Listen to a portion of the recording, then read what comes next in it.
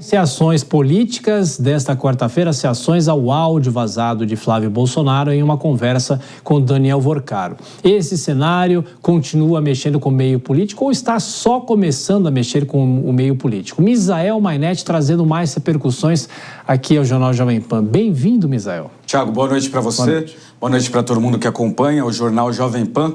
Eu chuto que está só começando, inclusive nos bastidores da Beatriz Manfredini e do Matheus Allione no nosso site, o PT diz que promete usar isso ao longo de toda a campanha. Vamos começar falando das declarações dos pré-candidatos à presidência da República. A gente começa com Ronaldo Caiado, do PSD. A resposta dele foi mais institucional, mais política, falando que qualquer cifra milionária envolvendo o Banco Master precisa ser investigada. Acompanhe. Acabei de publicar uma nota dizendo que o pré-candidato Flávio Bolsonaro precisa sim de se explicar diante de todas essas gravações que foram publicadas. Mas eu quero aqui fazer uma reflexão a todos que estão me ouvindo. Eu sou um homem que tem uma trajetória de 40 anos de vida pública. Nunca sobre mim pairou qualquer dúvida do ponto de vista moral. Mas não sou um homem oportunista. E veja bem, o que nós precisamos, mais do que nunca, é fazer com que a centro-direita brasileira não se divida, não rompa essa unidade para que possamos, aí sim, aquilo que é o fundamental, derrotar o PT e o Lula nas urnas no segundo turno.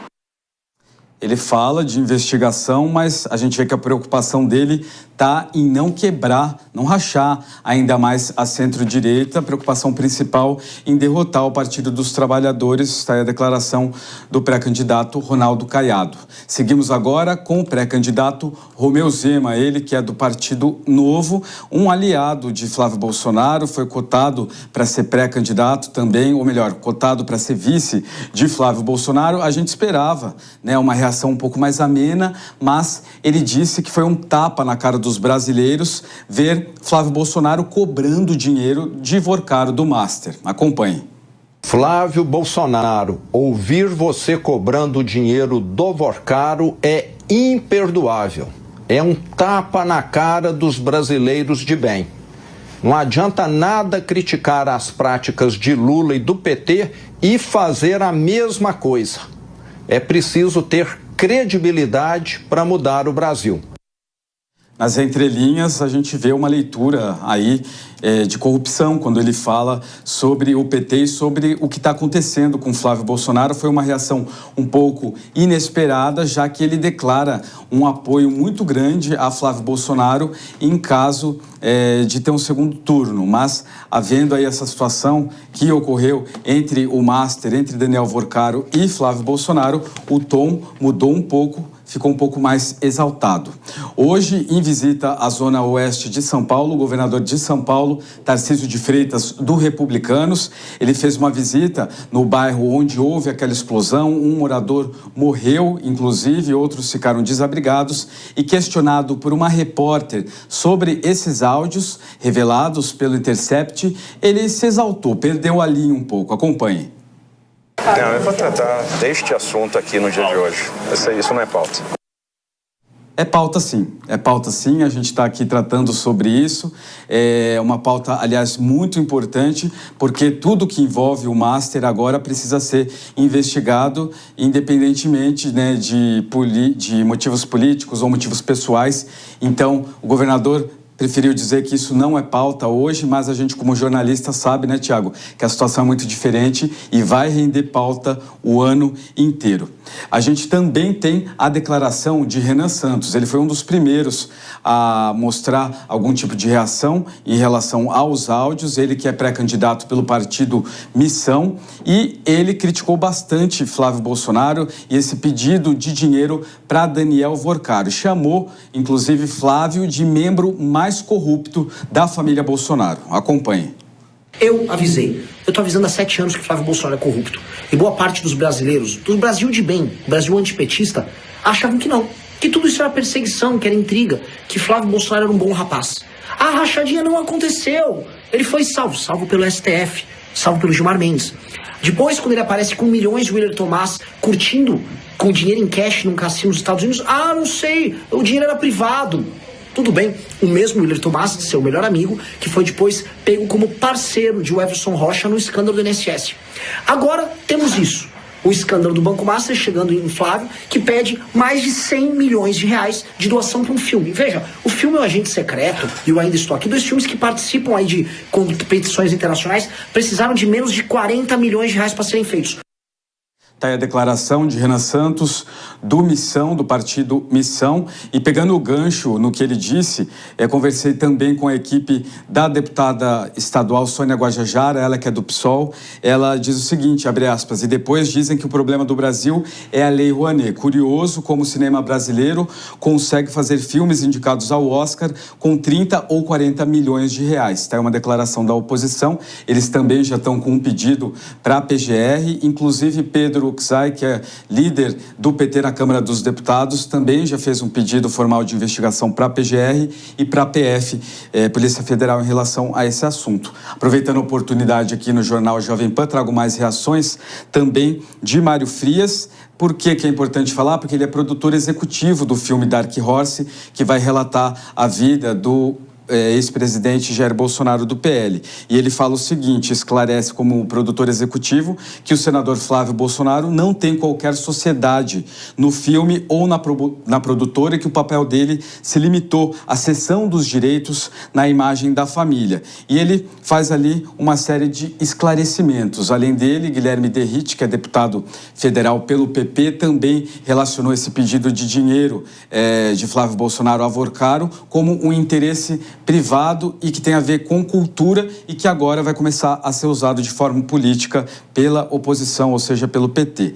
Agora está só começando, eu acho que além do Dark Horse a gente tem um novo filme começando. Vai falar da Corrida Maluca, né? Corrida Maluca, e eu diria agora que um novo filme, talvez um caso master aí, porque é um roteiro de filme pronto, né? O que está acontecendo em relação ao caso master, ao dono do banco e a cada relacionamento que esse dono do banco tinha com parlamentares, né? Se eram lícitos ou ilícitos, realmente precisa daquela apuração fina. Aquela história, ovo, olho vivo e faro fino, né?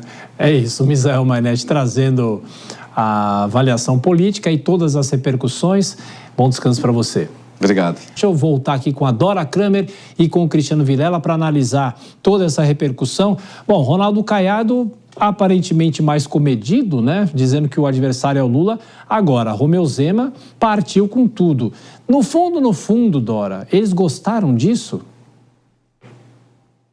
Olha só, primeiro eu queria só dar uma informação. Esse filme que chama Dark Horse não é Cavalo Preto, tá? Isso aí é o Cavalo Escuro, é uma tradução literal. A expressão idiomática, vocês vão ver como combina com Jair Bolsonaro. É uma expressão usada para aquela pessoa que aparece de surpresa no ambiente. Pode ser um político, um esportista, enfim, qualquer pessoa. Por isso, o nome Dark Horse. Não sei como é que vai ser, como é que essa expressão seria traduzida no filme, no título do filme aqui. Muito bem.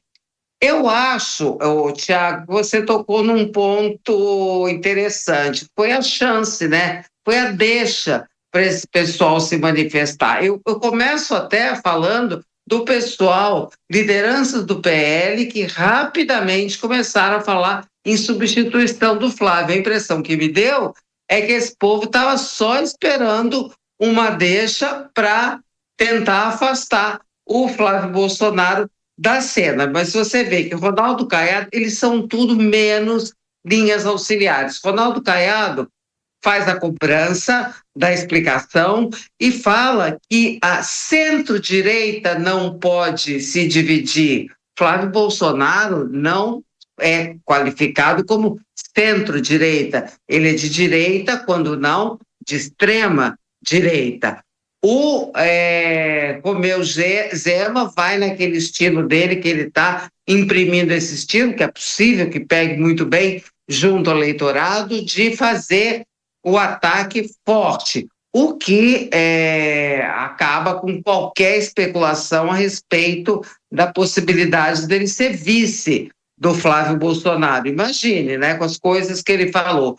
O Renan Santos nem se fala, relembrou casos antigos, outros fatos que até então eram considerados mais ou menos laterais nas relações do bolsonarismo até com o Banco Master e outros casos, agora ficam no centro da cena. Então, tenho certeza, isso tudo mostra que o senador Flávio Bolsonaro está com a retaguarda desguarnecida. Não tem tropa de choque unida, ele está com a defesa dele muito fragilizada, estratégia de defesa muito fragilizada. Daí o fato de ficarem todos calados. A gente viu o governador Tarcísio de Freitas dizendo que não é pauta. Ele sabe perfeitamente que é pauta. O que ele queria era fugir do assunto. E fugir do assunto por quê? Porque não tinha nada de bom nem justificável para se dizer naquele momento. Cristiano Vilela, para você, claro que tudo é especulação, a gente não sabe o que vai acontecer, a Dora já destacou também que a política muda de forma rápida, a gente sabe disso também, mas para você, a campanha de Flávio Bolsonaro vai até o fim, independente do que aconteça, não estou falando sobre questões judiciais, nada, mas questões políticas, ou pode partir do próprio presidente do PL tomar uma decisão, fazer uma troca, uma pressão? Olha, Thiago, caso esse episódio avance para uma situação política insustentável, eu não tenho dúvida que haveria daí uma substituição.